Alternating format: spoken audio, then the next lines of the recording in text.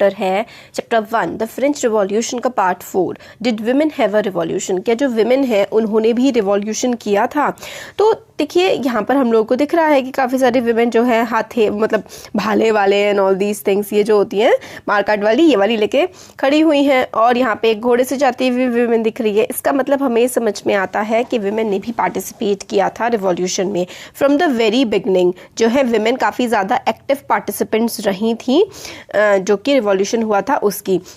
काफ़ी सारे जो इम्पोर्टेंट चेंजेस आए थे फ्रांस की सोसाइटी में, उसमें विमेन चाह रही थी कि हमारा भी एक रोल हो, मतलब हम लोग भी जो है हमारी लाइफ में भी चेंजेस आए और विमेन की लाइफ भी इम्प्रूव हो। काफ़ी सारी जो विमेन जो कि थर्ड एस्टेट को बिलोंग करती थी, थर्ड एस्टेट में कौन लोग होते थे, अगर आपने पहले वाले वीडियोस अच्छे से देखे हैं तो ज़रूर आपको याद होना चाहिए। थर्ड एस्टेट में जो पुअर पीपल थे जैसे कि पीजेंट्स, एग्रीकल्चर लेबरर्स वगैरह, वो सारे के सारे थर्ड एस्टेट में लोग आते थे। थर्ड एस्टेट की जो औरतें होती थी उनको पैसा कमाने के लिए काम करना पड़ता था। वो उनको सीमस्ट्रेस की तरह मतलब मेड की तरह है ना, या फिर वो सब्जियां बेचती थी, फल बेचती थी मार्केट में, डोमेस्टिक सर्वेंट्स की तरह जो अमीर लोगों के घरों में वो काम किया करती थी। मोस्टली विमेन जो थी वो उनके पास मतलब ना ही कोई एजुकेशन थी और ना ही कोई जॉब की ट्रेनिंग थी, ना ही कोई पढ़ाई लिखाई भी नहीं करती थी और जॉब्स के लिए कोई ट्रेनिंग भी नहीं होती थी उनकी। जो बहुत ही अमीर जैसे नोबल्स और वेल्दियर मेंबर थे ना फैमिली के, मतलब फैमिली के कह रही हूँ, देश के जो वेल्दी लोग होते थे उनकी ही जो बेटियाँ होती थी वो मतलब कॉन्वेंट वगैरह में जाके पढ़ाई कर सकती थी। और after which their families arranged marriage for them, उसके बाद उनकी फैमिलीज उनकी मैरिज कर देती थी। वर्किंग वुमेन जो है उनको अपनी फैमिली का भी ध्यान रखना पड़ता था, खाना बनाना, पानी लाना, लंबी लंबी क्यूज में खड़े होके ब्रेड को खरीदना, अपने बच्चों की देखभाल करना। और विमेन के जो वेजेस थे, विमेन जो कमाती थी वो मेन से मतलब कम होता था। ये सारी की सारी जो चीज़ें थी बहुत ही ज़्यादा परेशान करने वाली थी। तो in order to discuss and voice their interest women started, मतलब विमेन जो है अपनी आवाज़ उठाने के लिए उन्होंने अपने पॉलिटिकल क्लब्स और न्यूज़पेपर बनाने शुरू कर दिए। लगभग 60 विमेन्स के क्लब थे जो कि फ्रांस की अलग अलग सिटीज में बन गए थे। इनमें से सबसे जो फेमस था वो था the society of revolutionary and Republican women. ये सबसे ज़्यादा फेमस था, society of revolutionary and Republican women. हाँ, तो इनकी जो मेन डिमांड ये थी कि विमेन को भी सेम पॉलिटिकल राइट्स मिले जो कि मेन को मिलते हैं। और विमेन जो है 1791 का जो कॉन्स्टिट्यूशन था उसमें तो विमेन को पैसिव सिटीजन माना था। पैसिव सिटीजन जिन्हें वोट देने का अधिकार नहीं होता, तो उनको पैसिव सिटीजन माना था। तो विमेन क्या डिमांड कर रही थी, women right to vote demand कर रही थी कि उनको पॉलिटिकल जो असेंबली है उसमें वोट देने का अधिकार मिले और गवर्नमेंट जो है उनके इंटरेस्ट के लिए काम करे। अर्ली ईयर्स जो थे रिवॉल्यूशनरी गवर्नमेंट के, काफ़ी सारे ऐसे लॉज इम्प्रूव हुए थे, मतलब इस तरीके के लॉज लेके आए गए थे जिससे विमेन की लाइफ में थोड़ा बहुत तो अंतर पड़ा था, विमेन की लाइफ इम्प्रूव हुई थी। जैसे कि together with the creation of state schools, schooling was made compulsory for all girls, मतलब सारी की सारी लड़कियों के लिए स्कूलिंग को कंपल्सरी कर दिया गया था। और फादर जो है ज़बरदस्ती अब अपनी बेटी की जो शादी है ना वो ज़बरदस्ती नहीं कर सकते थे। मैरिज जो है made into a contract entered into freely and registered under civil law, मतलब आपको मैरिज एक कॉन्ट्रैक्ट टाइप का बन गया था कि आप रजिस्टर करना पड़ेगा अपनी मैरिज को, और एक सिविल लॉ के अंदर वो आने लगा था। और डाइवोर्स भी अब जो है लीगल बना दिया गया था। विमेन अगर परेशान है तो वो डाइवोर्स दे सकती है, मतलब दोनों मेन और विमेन डाइवोर्स के लिए अप्लाई कर सकते हैं। अब विमेन जो है जॉब की ट्रेनिंग भी मिलने लगी थी उनको, और वो छोटे छोटे बिजनेसेस भी अपने चलाने लगी थी। बट विमेन जो थी फिर भी इक्वल पॉलिटिकल राइट्स के लिए तो स्ट्रगल कर ही रही थी। और जो रेन ऑफ टेरर था, हम लोगों ने पिछले वीडियोस में देखा था, during the rain of terror जो कि रॉबेस्पियर का था, उसने गुल्लोटीन बनवाया था कि सबको मार देता था वो, है ना। तो वो वाला जो टाइम था, नए गवर्नमेंट ने काफ़ी मतलब लॉज वगैरह बना दिए थे इस तरीके से जो विमेन के खिलाफ थे। मतलब विमेन जो है क्लब्स नहीं चला सकती हैं, कोई पॉलिटिकल एक्टिविटी नहीं कर सकती। काफ़ी सारी जो विमेन्स राइट्स के बारे में बात करती थी उनको अरेस्ट कर दिया गया था और कितने सारों को तो मार भी दिया गया था। विमेन का मूवमेंट जो था वो वोटिंग राइट के लिए था, इक्वल वेजेस के लिए था, जैसे कि मैन के बराबर हमें वोट देने का अधिकार भी मिले और जो हम काम बराबर कर रहे हैं तो हमें तनख्वाह भी बराबर मिले। इस तरीके के जो है मूवमेंट वो लगभग 200 साल तक आने वाले 200 सालों तक मतलब 1791 से लेकर के आने वाले 200 सालों तक चलते रहे। Fight for vote was carried out through international suffrage movement during late 19th and early 20th century. तो यूनिवर्सल सफरेज मूवमेंट की हर किसी को वोट देने का अधिकार होना चाहिए। पॉलिटिकल एक्टिविटीज़ जो है फ्रांस की वुमेन की मतलब लगातार चलती रही और लोगों को मतलब इंस्पायर करती रही। जो फ्रांस में जब 1791 के टाइम पे कॉन्स्टिट्यूशन ड्रॉ हुआ था तब से ही लेकर के विमेन जो है वो रिवॉल्यूशन में विमेन हमेशा पार्टिसिपेट करती ही रही थी। फाइनली 1946 में जाकर के फ्रांस की विमेन को वोट देने का हक मिला था। 1946 में बहुत लेट मिला था और ये रिवॉल्यूशन कब हुआ था 1791। तो समझ लीजिए आप लगभग है ना 150-200 साल कितना लंबे समय बाद विमेन को वोट देने का अधिकार मिला था। फिर ये देखिए ये life of revolutionary women Olympe de Gouges. तो ये मतलब declaration of rights for women and citizen इन्होंने लिखा था। She wrote a declaration of the rights of women and citizen. इन्होंने क्वीन को एड्रेस किया था कि किस तरीके से विमेन को वोटिंग राइट मिलने चाहिए, पॉलिटिकल राइट्स मिलने चाहिए। जैकोबियन गवर्नमेंट जब थी तो उस टाइम पे सारे के सारे विमेंस के क्लब बंद करवा दिए गए थे और इनको क्या कर दिया था मतलब सज़ा दे दी गई थी, मार दिया गया था इनको। ओलंपस डे गॉग्स इन्होंने काफ़ी ज़्यादा विमेन राइट के बारे में बात करी थी। अब आगे हमारा आता है ये विमेंस के राइट्स के बारे में कि इक्वालिटी हो, फ्री हो, सब सोवर्निटी हो और अपनी लाइफ अपनी तरीके से जी सके सारे के सारे सिटीज़न, इक्वालिटी हो मेल्स की बराबर, ये सारे के सारे इनके डिक्लेरेशन थे। फिर वही है कि विमेन को किस तरीके women queuing up at a bakery में विमेन ने लाइन लगा रखी है और ब्रेड लेने के लिए। तो ये सारी की सारी चीज़ें इसमें दिखाई गई। अब विमेन के बारे में पढ़ा। अब एबोलिशन ऑफ स्लेवरी मतलब स्लेवरी किस तरीके से ख़त्म करी गई उसके बारे में अब हमें इसमें बताएंगे। तो मोस्ट रिवॉल्यूशनरी सोशल रिफॉर्म जो था जैकोबियन रजीम का वो था abolition of slavery in the French colonies. तो जैकोबियन क्लब जो था जिसमें रॉबर्सपियर जिसका हेड बना था तो वहाँ पर इन्होंने स्लेवरी को मतलब गुलामी जो होती थी उसको इन्होंने एबॉलिश कर दिया। एबॉलिश करने का मतलब है ख़त्म कर दिया। कॉलोनीज जैसे इनकी पता फ्रांस देखिए कॉलोनी क्या होता है। इंडिया भी ना ब्रिटेन की कॉलोनी थी मतलब वो हम पर राज करते थे। जैसे कि फ्रांस है, सपोज करिए फ्रांस एक बड़ा देश है, ठीक है, और इसने जिन जिन देशों पे अपना राज चला रखा है ना, जिन जिन देशों को गुलाम बना रखा है वो फ्रांस की कॉलोनी हो गए, ठीक है। तो करेबियन, मारिंक्यू, ये सारे के सारे, सेंट डेमिगो, ये सारी फ्रांस की कॉलोनी थी और इम्पोर्टेंट सप्लायर्स थे किसके, टोबैको, शुगर, तंबाकू हो गया, इंडिको हो गया, इंडिको नील और चीनी और कॉफ़ी, ठीक है। तो यूरोपियंस जो है वहाँ पर जाकर के काम नहीं करना चाहते थे क्योंकि वो जो देखिए जो इनकी कॉलोनीज थी ना, कॉलोनीज में फ्रांस के लोग जाकर के काम नहीं करना चाहते थे, इसलिए स्लेव ट्रेड स्टार्ट हुआ था। तो एक ट्रायंगुलर स्लेव ट्रेड बन गया था। ट्रायंगुलर कैसे, क्योंकि यूरोप से अफ्रीका, अफ्रीका से अमेरिका, है ना, इस तरीके से जहाँ जहाँ कॉलोनीज थी ना फ्रांस की वहाँ ये ट्रेडिंग करते थे। तो स्लेव जो है 17वीं सेंचुरी में स्लेव ट्रेड स्टार्ट हुआ था। फ्रांस के मर्चेंट्स जो कि बॉर्डेक्स और नैंड्स जाते थे टू द अफ्रीकन कोस्ट, वहाँ से स्लेव लाते थे और लोकल चीफ्टन्स को बेच दिया करते थे। इनकी ब्रांडिंग होती थी और शिप्स में इन्हें लगभग 3-3 महीने लंबी यात्राएं करके अटलांटिक से करीबियन ले जाया जाता था और फिर प्लांटेशन ओनर्स को इन्हें बेच दिया जाता था। Exploitation of slave labour made it possible to the growing demand in the European market for sugar, coffee, इंडिको।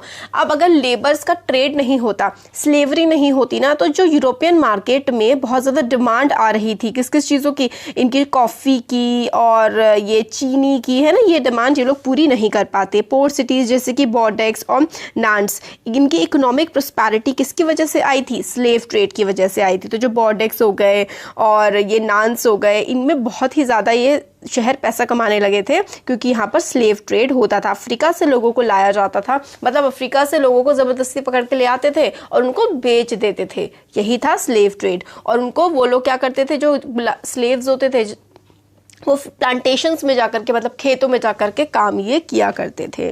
तो 18वीं सेंचुरी के टाइम में इसका क्रिटिसिज्म नहीं हुआ फ्रांस में, मगर नेशनल असेंबली में काफ़ी लंबी लंबी डिबेट्स हुई। राइट्स ऑफ मैन, जो कि फ्रांस ने जिन देशों को गुलाम बना रखा है उनके भी अपने अधिकार हैं, इन सब पे बहुत लंबी लंबी डिबेट हुई, मगर ये जो है लॉस पास नहीं हुए क्योंकि जो बिजनेसमैन जो कि स्लेव ट्रेड से बहुत ज़्यादा पैसा कमा रहे थे वो लोग नाराज़ हो जाते अगर ये लोग स्लेव ट्रेड बंद कर देते, तो स्लेव ट्रेड बंद नहीं हुआ। फाइनली फिर 1794 में सारे के सारे स्लेव्स को कह दिया गया कि मतलब कोई स्लेव ट्रेड नहीं होगा, सब फ्री होंगे। 1794 में लेजिस्लेशन ले आया गया, मगर फिर उसके बाद थोड़े 10 साल के अंदर अंदर इस देखिए 1794 में लाया गया कि स्लेव ट्रेड नहीं होगा, 10 साल तक थोड़ा बहुत फॉलो हुआ, फिर बिल्कुल ख़त्म कर दिया गया। नेपोलियन जब दोबारा से फ्रांस में आया तो उसने क्या किया, स्लेवरी को रीइंट्रोड्यूस कर दिया। प्लांटेशन ओनर्स जो थे understood their freedom as including the right to enslave African negroes in pursuit of their economic interest. तो फिर प्लांटेशन के ओनर्स थे, उनको लगा कि भाई ज़रूरी है, अगर हम लोग इन लोगों को गुलाम नहीं बनाएंगे, अफ्रीका के लोगों को, इन लोगों से काम नहीं कराएंगे, तो हम लोग फ़ायदा कैसे कमाएंगे।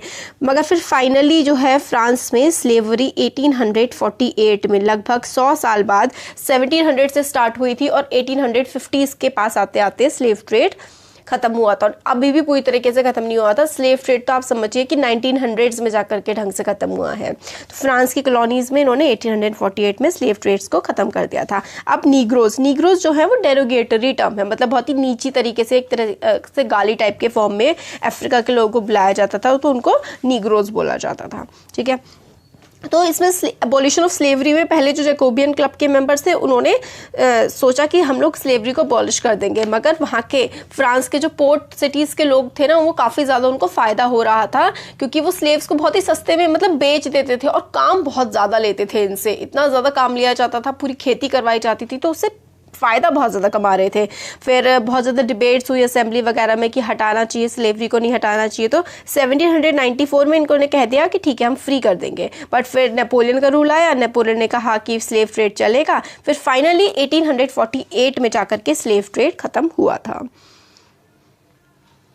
अब आता है revolution and the everyday life. Revolution और डेली की जो आम जिंदगी है उसमें क्या था, तो कुछ क्वेश्चंस हैं स्टार्टिंग में। क्या पॉलिटिक्स जो है वो लोगों का बर्ताव बदल सकता है, कि लोग किस तरीके के कपड़े पहनते हैं, किस तरीके की भाषा वो बोलते हैं और किस तरीके की वो किताबें पढ़ते हैं।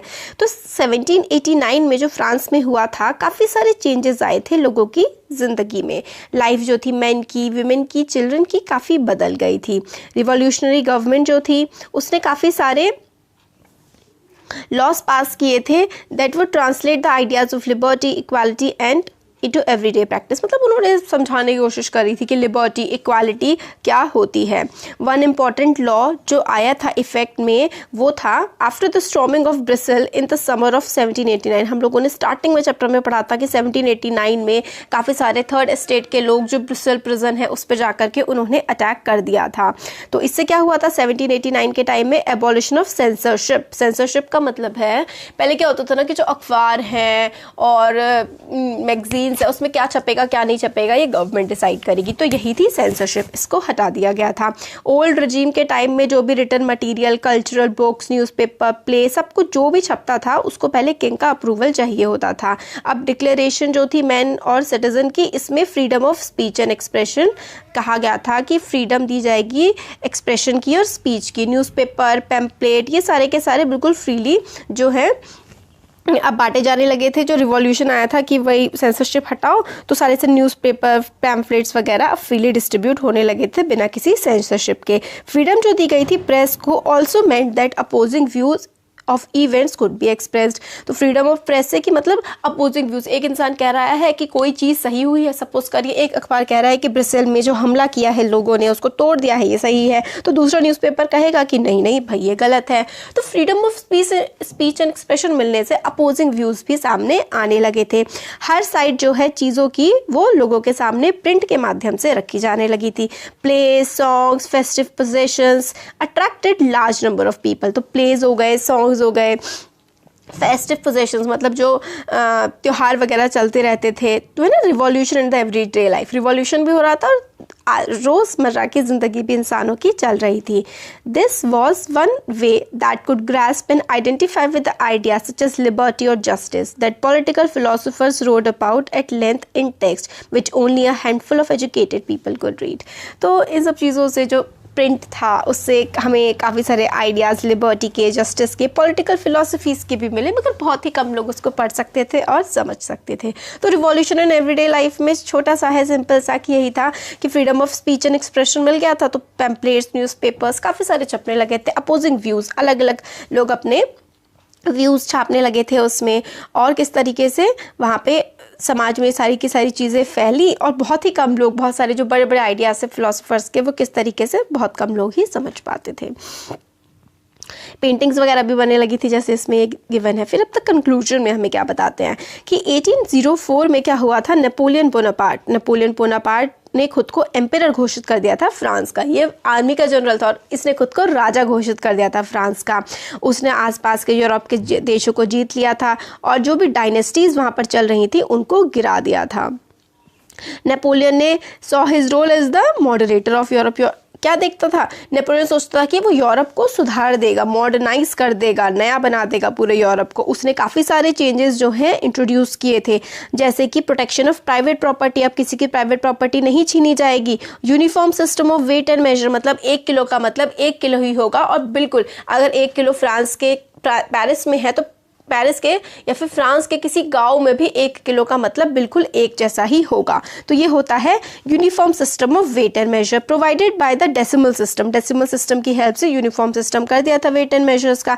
इनिशियली काफ़ी सारे लोग नेपोलियन को एक लिबरेटर की तरह देख रहे थे कि हाँ भाई ये तो सच में ही फ्रीडम हम लोगों को प्रोवाइड कर देगा, मगर सून जो नेपोलियन की आर्मीज थी वो हर जगह देखी जाने लगी और लोगों पे काफ़ी ज़्यादा अत्याचार वो करने लगी थी। बट फाइनली क्या हुआ, नेपोलियन की हार हो गई वाटरलू में 1815 में, और काफ़ी सारे इसके जो मेजर्स थे वो भले ही हार गया, इसको मार दिया गया वाटरलू में, मगर इसके जो रिवॉल्यूशनरी आइडियाज़ थे ना वो काफ़ी ज़्यादा इसके बाद भी फॉलो किए गए, क्योंकि इसके लॉज काफ़ी मॉडर्न थे और काफ़ी सारे जो यूरोप के पार्ट थे उन पर नेपोलियन के लॉज का इम्पैक्ट पड़ा ना के जाने के बाद भी। आइडियाज़ जो थे लिबर्टी के, democratic rights were the most important legacy of French revolution. तो सबसे लेगेसी का मतलब होता है एक तरीके से कोई चीज़ जो हमें दे के चला गया, कोई बहुत बड़ी चीज़, उसकी क्या अच्छाई थी, जो उसमें कुछ बहुत बड़ा था जो हमेशा याद रहेगा, वो होती है लेगेसी। तो जो लेगेसी थी ना वो फ्रेंच रिवॉल्यूशन की, वो थी liberty, democratic rights, spread from the France to the rest of the Europe during 18th century where feudal system, जो फ्यूडल सिस्टम चला करते थे वो अबॉलिश कर दिए गए थे। फ्रांस के idea of liberty and equality, colony के जो पीपल थे उनको freedom from the bondage into the movement of the sovereign nation, मतलब हम आज़ाद देश हैं। इंडिया ने भी बहुत सारा जो है आइडियाज़ लिए हैं इंडिया के लीडर्स ने फ्रेंच रिवॉल्यूशन से कि भाई हम लोग आज़ाद हैं, फ्रीडम के idea, sovereignty, sovereign nation. Sovereign का मतलब होता है हम सबसे ऊपर है, कोई हमसे ऊपर नहीं है, मतलब हमारे देश के लोग ही अपने देश पर राज करेंगे, कोई बाहर का नहीं करेगा। तो सोवरेन नेशन स्टेट के आइडियाज़, टीपू सुल्तान, राजा राम मोहन रॉय, ये 2 इंडिविजुअल जो थे ये फ्रेंच रिवॉल्यूशन से काफ़ी ज़्यादा इंस्पायर्ड थे। आप लोगों ने 8th क्लास में पढ़ा होगा ना, टीपू सुल्तान और राम मोहन रॉय के बारे में। इन्होंने फ्रांस जो फ्रेंच रिवॉल्यूशन था इसके काफ़ी सारे आइडियाज़ अडॉप्ट किए थे और उनसे काफ़ी ज़्यादा ये इंस्पायर्ड थे। तो ये हमारा पूरा चैप्टर अब कंप्लीट हो गया है, सारे के सारे अब पूरा अच्छे से एक्सप्लेन कर दिया है। आप बिल्कुल बढ़िया तरीके से देखेंगे वीडियोस तो आपको पूरा चैप्टर अच्छे से समझ आ जाएगा। क्वेश्चन आंसर्स का भी वीडियो अवेलेबल है, वो भी आप देख सकते हैं, तो मैंने बहुत पहले ही बना रखा है।